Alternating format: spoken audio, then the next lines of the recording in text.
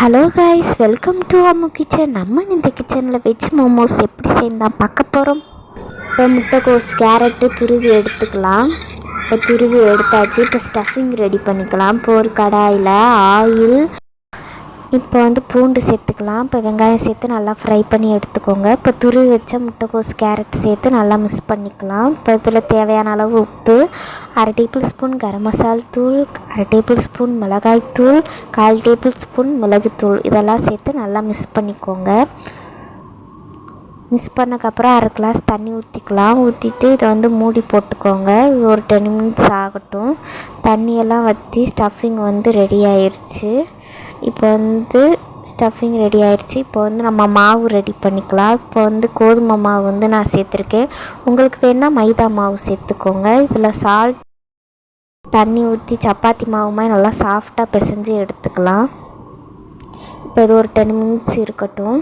இப்போ பார்த்திங்கன்னா 10 மினிட்ஸ் ஆகிருச்சு. பாருங்கள் மாவு எந்த அளவு சாஃப்டாக இருக்குதுன்னு. இதை நம்ம குட்டி குட்டி பால்ஸாக உருண்டை பிடிச்சி எடுத்துக்கலாம்.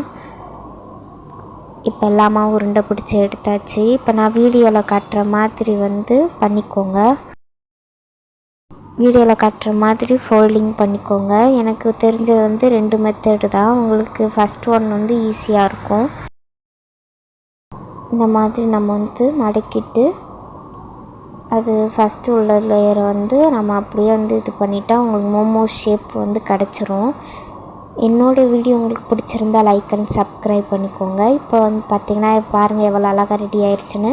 இப்போ நம்ம செகண்ட் மெத்தட் பார்த்துடலாம். இதுவும் உங்களுக்கு ஈஸியாக தான் இருக்கும்.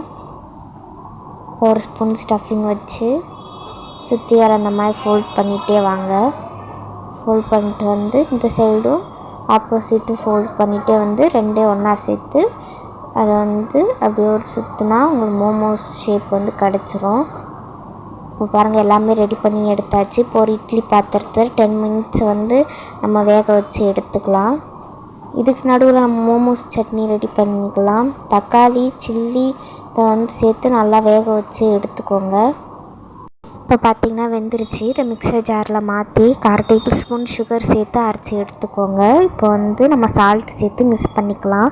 அவ்வளோதான், மோமோஸ் சட்னி ரெடி ஆயிடுச்சு. இப்போ பார்த்திங்கன்னா மோமோஸும் வெந்துருச்சு. மேலே நம்ம ரெடி பண்ணி வச்ச சட்னியை ஊற்றி சாப்பிட்டு பாருங்கள். நம்ம ரொம்பவே டேஸ்டியான வெஜ் மோமோஸ் ரெடி ஆயிடுச்சு. கண்டிப்பாக ட்ரை பண்ணி பாருங்கள். தேங்க்யூ ஃபார் வாட்சிங்.